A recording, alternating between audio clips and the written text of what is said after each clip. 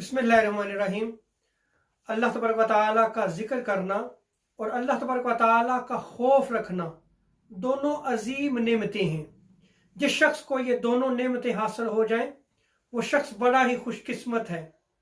इसलिए कि जो शख्स अल्लाह तबारक व तआला का जिक्र करता है उसको रब तआला अपना कुर्ब अता फरमाता है, और जो शख्स अल्लाह तबारक व तआला का खौफ रखता है तो जब उसके दिल में अल्लाह का खौफ है तो उसकी ज़िंदगी बुराइयों में नहीं गुजरती बल्कि उसकी ज़िंदगी नेकी और अच्छाई पे गुजरती है।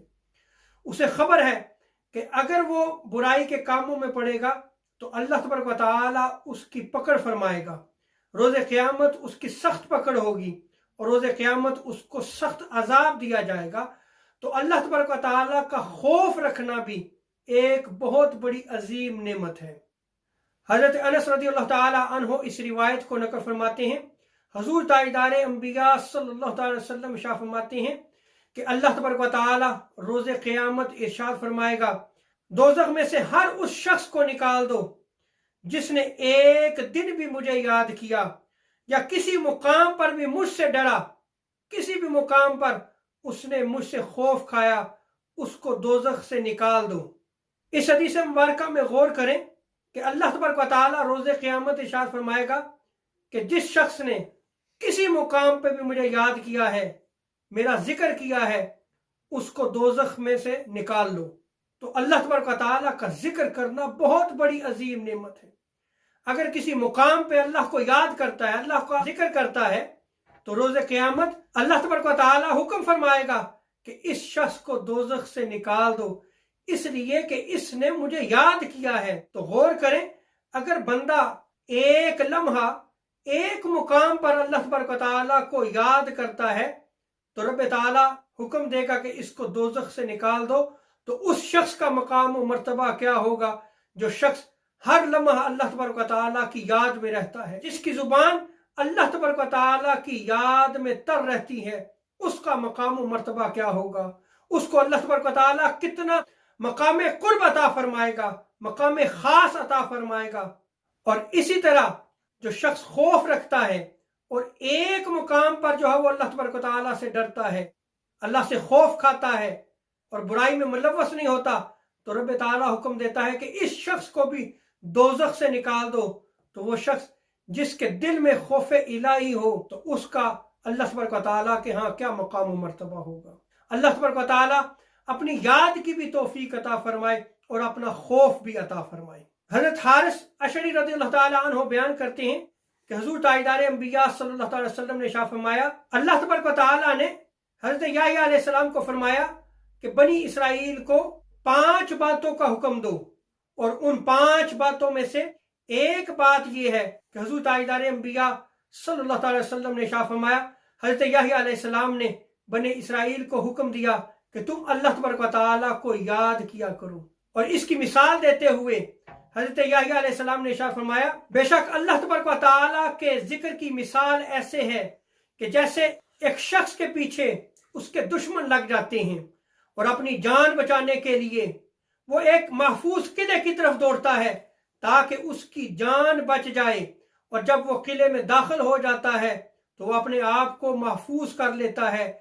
इसी तरह शैतान से बचने के लिए, शैतान जो अज़ली दुश्मन है, उससे बचने के लिए जब बंदा अल्लाह तबारक व तआला का जिक्र करता है तो वो शैतान के हमलों से बच जाता है।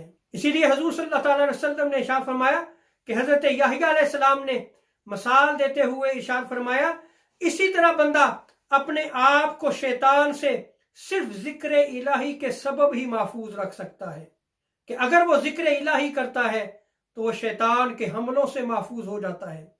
इसलिए हमें चाहिए कि हम अल्लाह तबारक व तआला की याद में अपने वक्त को गुजारा करें। यही जिक्र शैतान के हमलों से हमें महफूज रखेगा। यही महफूज किला है, सबसे महफूज किला यही है कि बंदा मोमिन अल्लाह तबारक व तआला का जिक्र करता रहे, और जो अल्लाह तबारक व तआला का जिक्र करते हैं वो जन्नत में हंसते हुए दाखिल होंगे। हज़रत अबू दरदा रज़ियल्लाहु ताला अन्हु बयान करते हैं, हुज़ूर ताजदार अंबिया सल्लल्लाहु अलैहि वसल्लम ने इरशाद फरमाया, जिन लोगों की जुबानें अल्लाह तबारक व तआला के जिक्र से तर रहती हैं وہ जब जन्नत में दाखिल होंगे तो हंसते हुए जन्नत में दाखिल होंगे। अल्लाह अकबर। देखें, दुनिया में अल्लाह तबारक व तआला का जिक्र करने का समर ये है कि जब वो जन्नत में दाखिल होंगे तो हंसते हुए मुस्कुराते हुए जन्नत में दाखिल होंगे। और जमीन में अल्लाह तबारक व तआला का जिक्र करने वाले ऐसे हैं कि जैसे हम आसमां की तरफ जब देखते हैं तो सितारे चमकते हुए नजर आते हैं, तो आसमान कितना खूबसूरत नजर आता है। इसी तरह जो जमीन पे जिक्र करते हैं, आसमान वाले जमीन की तरफ देखते हैं कि देख लो, आज फला मुकाम पर एक जगह रोशन है और वो सितारे की तरह रोशन है, क्योंकि उस जगह पे कोई शख्स अल्लाह तबारक व तआला का जिक्र करता है। तो जहां जहां मोमिनीन अल्लाह तबारक व तआला का जिक्र करते हैं वो जगह रोशन हो जाती हैं। और आसमान वाले जमीन की तरफ देखते हैं कि देखो जमीन कितनी खूबसूरत हो गई है, कि जमीन कितनी रोशन हो गई है, कि वहां मोमिनीन अल्लाह तबारक व तआला का जिक्र करते हैं। हजरत सैयदना अबू हुरैरा रज़ियल्लाहु तआला अन्हु रिवायत को नकल फरमाते हैं कि आसमान वाले जिक्र करने वाले लोगों के घरों को ऐसे रोशन देखते हैं जैसे जमीन वाले आसमान पर सितारों को रोशन देखते हैं।